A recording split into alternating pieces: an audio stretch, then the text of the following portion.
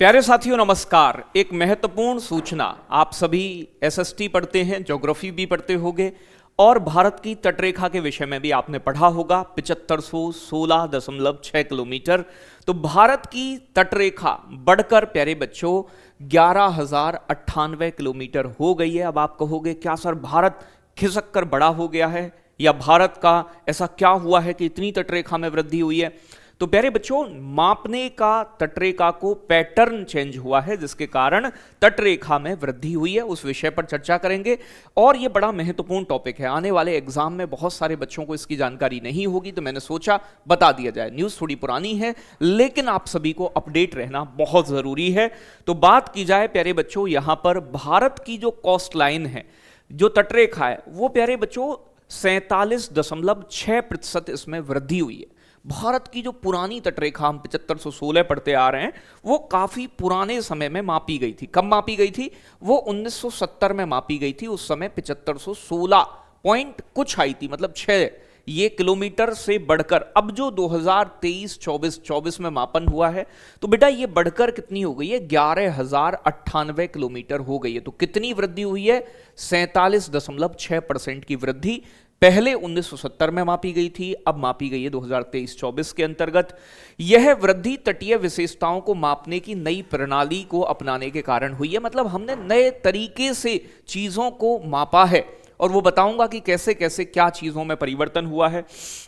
भारत की तटरेखा 47.6% बढ़ गई है। यह वृद्धि विशेषताओं को मापने की नई टेक्नोलॉजी की वजह से हुई है। तो सिंपल सी बात यह है कि जो हमने नई टेक्नोलॉजी अपनाई है नापने के लिए, इसके कारण यह वृद्धि देखने को हमें मिली है। अब आप देख सकते हैं, ये 1970 में पुरानी टेक्नोलॉजी यूज करते थे, अब हमने नई टेक्नोलॉजी का यूज किया है। मतलब पहले जैसे मान लो ये भारत का तट है, ठीक है भाई, तो हम पहले भारत के तट को एकदम सीधा सीधा मापते थे। अब आप जानते हैं तटों पर ज्वार नदमुख भी होते हैं, एस्चुरी, तटों पर डेल्टा भी होते हैं, डेल्टा वगैरह, ठीक है। तो अब जो है ना, जो एक तो जिगजैग लाइन, जैसे टेढ़ी मेढ़ी तटरेखा है, तो हमने इस जिगजैग को भी मेजर किया है अब, ठीक है। साथ के साथ जो स्थलाकृति हैं, यानी कि जैसे डेल्टा हुआ, ज्वार नदमुख हुआ आपके, और लेगून लेक्स हुई, उनकी तटीय रेखा भी अब शामिल की गई है। तो पहले 1970 में सीधी मापी जाती थी, लेकिन अब जो है जटिल तटीय संरचनाएं, ज्वार नदमुख, डेल्टा, ये सभी चीजें, खाड़ियां, मुहाने, प्रवेश द्वार, ये सभी चीजें शामिल की गई हैं। पहले इन्हें शामिल नहीं करते थे, पहले हम सीधी सीधी मापते थे, अब हमने डेल्टा पेल्टा सबको काउंट कर लिया है, क्योंकि है तो ये भी तटीय रेखा। तो मतलब अब जो तटीय रेखा है वो प्यारे बच्चों यानी कि कम सटीक थी पहले वाली, ये 7516 किलोमीटर थी, और अब जो 2023-24 के अंदर है वो 11,098 किलोमीटर तटरेखा हो गई है। तो बड़ी मतलब इंपॉर्टेंट न्यूज है, और आप एसएसटी के छात्र हैं तो बहुत इंपॉर्टेंट हो ही जाता है आपके लिए। अब पहले क्या था बेटा? पहले जो ये डेल्टा वगैरह आप देखते हैं ना, नदियां अवसाद जमा कर देती हैं तो डेल्टा बन जाते हैं, लेगून बन जाती हैं, झीलें। तो लेगून, झील, डेल्टा, ज्वार नदमुख, जितने भी स्ट्रक्चर, स्थलाकृतियां तटीय क्षेत्रों में होती हैं, उनकी तटीय सीमा को भी इसमें शामिल कर लिया है। क्या विशेष परिवर्तन देखने को मिला है?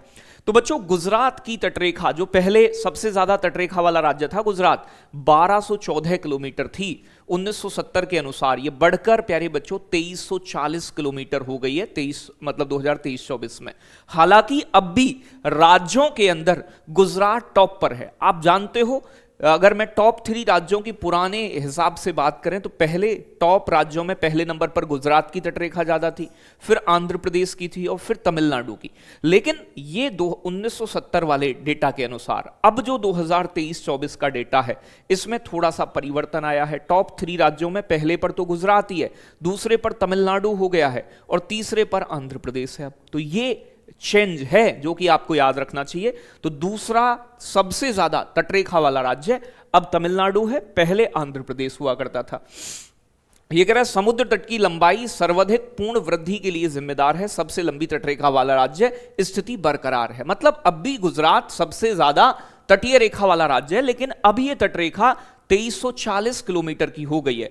जो पश्चिम बंगाल की तटरेखा है इसमें सबसे ज्यादा वृद्धि हुई है, 357% की वृद्धि। पहले पश्चिम बंगाल की तटरेखा गोवा के बाद दूसरे नंबर पे सबसे कम थी, गोवा की सबसे कम, उसके बाद वेस्ट बंगाल केवल 157 किलोमीटर, लेकिन यह बढ़कर अब 721 किलोमीटर, क्योंकि पश्चिम बंगाल के अंदर ही सुंदरवन डेल्टा आता है। तो भैया जी ये भी एक बड़ा मामला है कि सबसे ज्यादा प्रतिशत वृद्धि किसके तटरेखा में हुई है, पश्चिम बंगाल की में हुई है।